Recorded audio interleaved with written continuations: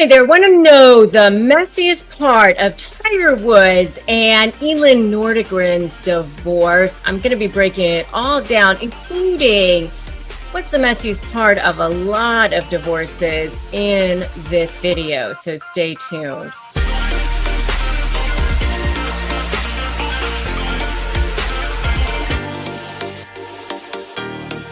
Hey there, I'm Rebecca Zung, and I am an attorney, I am an author, and I am a narcissist negotiation expert.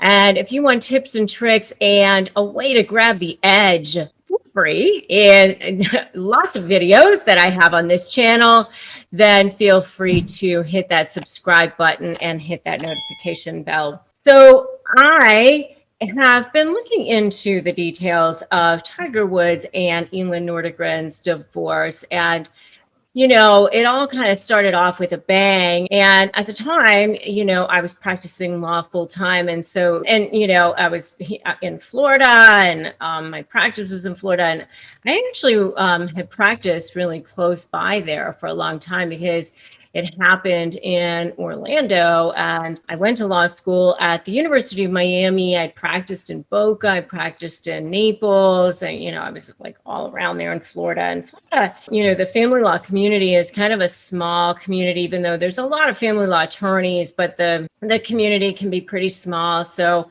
everybody was kind of talking a lot about it. It was kind of crazy situation because of course, Tiger Woods had this very pristine sort of image at the time. Now there's been a lot of different tarnish around the situation, but at the time there was not. And out of the blue, he's crashing his car into a tree. And he had this huge fight with his wife. And it turns out she found out he was cheating. Okay. How many superstars have cheated on their wives? All right, well, is that news? Well, not really so much news. Turns out he's having an affair with this woman named Rachel Yucatel. She's a nightclub worker. Lots of guys, lots of rich, powerful athletes have had affairs. Unfortunately, this isn't really so much news. What ends up being much more news after that is the fact that it was like endless stream of many different women at the time, and all the way down to like Denny's waitress or something that wasn't even like, I don't even think she was like all that attractive. And it was okay. Tiger, seems like maybe you have a problem. By the way, I don't know if you guys have seen this special. I think it's on Netflix, but it's kind of an interesting deep delve into his past and his childhood. And basically his parents sort of groomed him into being the making of Tiger Woods. And I don't think there was a whole lot of nurturing going on there. They wanted him to be this golf superstar, and that was that. So he didn't get to have like a whole lot of fun, and he didn't get to be much of a kid, sort of like Michael Jackson. There's like so many different guys or people who were raised that way, unfortunately. But anyway, I digress.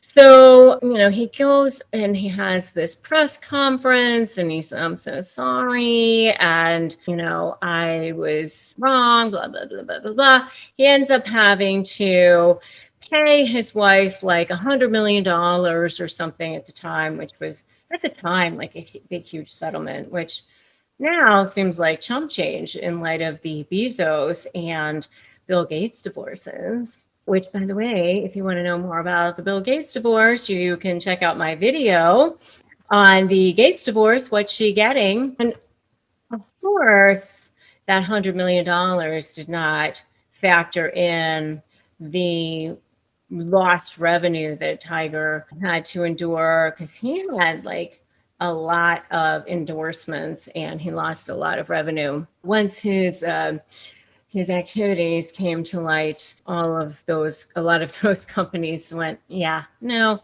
thank you. So anyway, he had these like two little children at the time of his divorce. His son was an infant And his daughter, his son Charlie was like, I think only a couple months old, and his daughter Sam was like 2 or something at the time. Anyway, he has this press conference and he's like, oh, I felt entitled and I'm really sorry. I felt, due to my money and fame, I didn't have to go very far. That sounds sort of narky to me, to be honest with you. I don't know. Sounded sort of sorry, like, sorry I got caught, kind of a thing. I don't know. I do have a video on what is a narcissist really saying when they say they're sorry, but anyway. So has he lived a life of integrity since then? Who really knows, to be honest with you, because he hasn't gotten married again. But anyway, in February 2021, he ends up having this very mysterious car crash in California. He has struggled with an addiction to painkillers. I don't think he's a particularly happy guy, but I think the messiest part of his split is the messiest part of a lot of splits. And I think the biggest losers in this whole thing have been his children. The biggest impact has really been on them because, they're getting to an age now where they can get on the internet and Google pretty much anything and they get to see,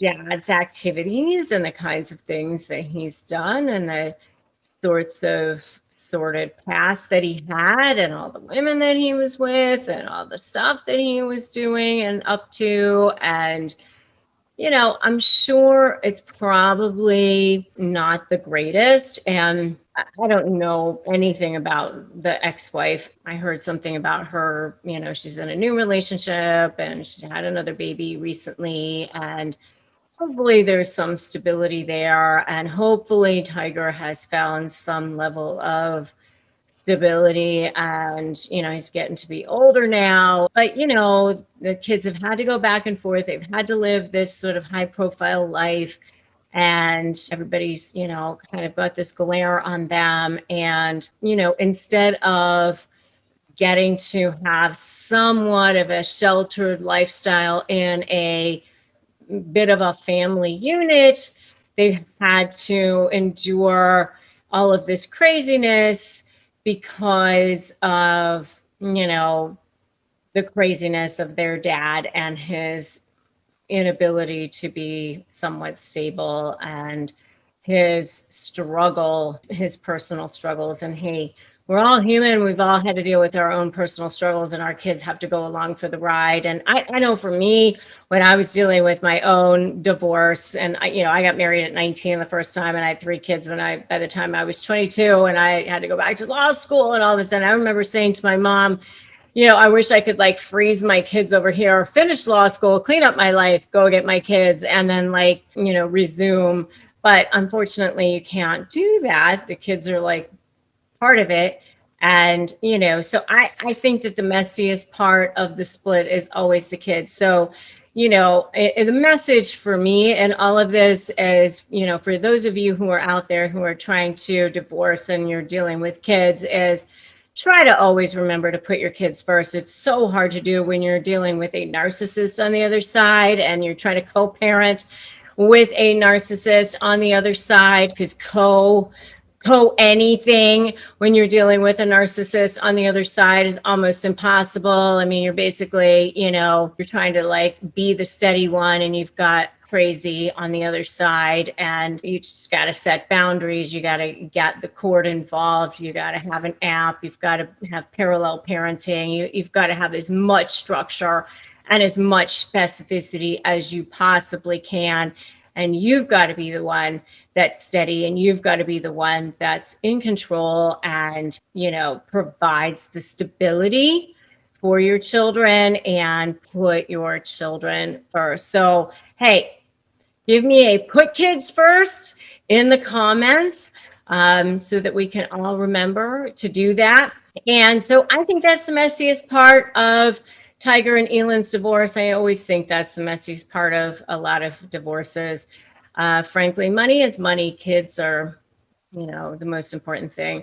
So Thanks so much for joining me. If you are getting ready to negotiate and you want a freebie, I have a 15-page ebook that you are welcome to grab at winmynegotiation.com. And if you want support, you want help, you want to connect with others, feel free to join me in my free private Facebook group at winmynegotiation.com. And we'll drop links to both those below. And if you like this video, give it a like, give it a share, drop me a comment, and feel free to subscribe to this channel and hit that notification bell. I'm Rebecca Zung. Thanks so much for joining me. And remember that today is a great day to start negotiating your best life. And I will see you in the next video.